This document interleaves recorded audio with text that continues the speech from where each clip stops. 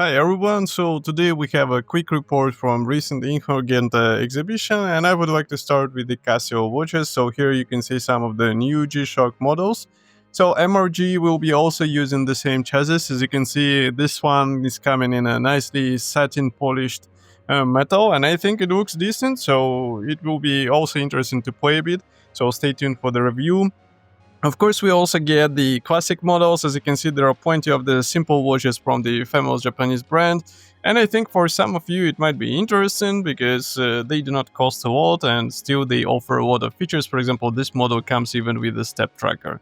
Next one is a Rolf Cremer. So this one was interesting for me due to the quite unusual design. As you can see, the shapes are slightly different from what we are used to see on the watches, and all of this is combined with the classic leather straps, so there is no surprise in this, but overall it looks unusual and it might be quite a design statement on your wrist. And as far as I understood, the pricing is also more on the reasonable side, so it's more about design, not about the movement inside, so that's why it might be interesting for some of you who are searching for such a design statement. And as you can see, the colors choice is also quite wide. This was impressive in person, and that's why I think it's worth also checking if you're searching for something like this. For example, this circular model is looking completely different from all other watches on the exhibition. And it looks like they are stainless steel, so it's also a nice finish, and I think it might be a great opportunity to get them. As for this model, the squarish one, I think it's a classic one, and I like how this strap is attaching from the bottom. So for the Doxa watches, I guess we are all familiar with the sub chronographs, and as you can see, they're looking decent. We have the rice beads straps. We also have this green dial version, and all of them were quite interesting in person. So next one is ice watches, and this is not a Casio, of course. So ice watches were presenting their new tonneau cases in different styles. As you can see, there are chronographs, there are also the simple dials. Obviously these are quartz movement watches, but this clear case caught my eye. Of course it looks a bit I would say brave to wear this every day, but it might be a fun thing to get for your collection, while these metal ones, I'm not sure about them. And there were also some child versions which also have the Apple Find My, which is rather a nice feature and it might be handy for some. Jacques Lemans was interesting due to their watches in a classic styling. As you can see, there are different variants in the colors of the dials and overall styling. These surface dials look interesting in person, so definitely check them out if you are searching for something like this. Another brand which caught my attention is Kienzle. So as you can see here, we have somewhat classic designs, but I like how the quality is made. As you can see, there are, I would say, some models for different tastes, and especially this field model looks decent.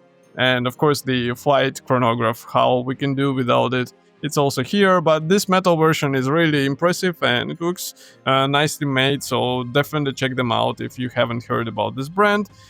This one caught my attention due to the bright combination, and next we are talking about the Porsche Design. So here we have the limited edition which was made in 2025. It's a limited amount which is already sold out, and it's inspired by motorsports, of course, this ice race. As you can see, there is a special strap supplied. But the chronograph itself is rather classic for this brand, so there are no surprises. You have the brand of this edition. Another one is the utility watch, also pretty much classic Porsche design chronograph, but I would say it looks decent. And another one is Arvin Satler, so this is the clock maker from Munich, and as you can see, this pieces, this works look really impressive. This watch was even higher than me, and I think the price is matching, but if you're a fan of such stuff, why not? Next is Qual, so they are presenting new watch in a diverse style, and this one was quite sleek, so I'm looking forward to try it in person because I think it might be a good opportunity to have something different for the summer. Stern glass was also on the exhibition, so here we have the classic designs for this watchmaker as well as some chronographs which I somehow missed. So this will be something I would like to try as well. So stay tuned. Maybe it will be quite soon on the reviews. And there are also some field-styled watch, which is rather unusual for this brand, as well as this, for example, metal watch with two crowns on the side. Obviously, there is internal bezel.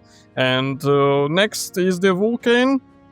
So here we have the classic Swiss watches. I would say the design is somewhat elegant and without any unnecessary things added. I like the color choices. The shades are looking really good in person. Next one is the Welder. So here we have rather bold design.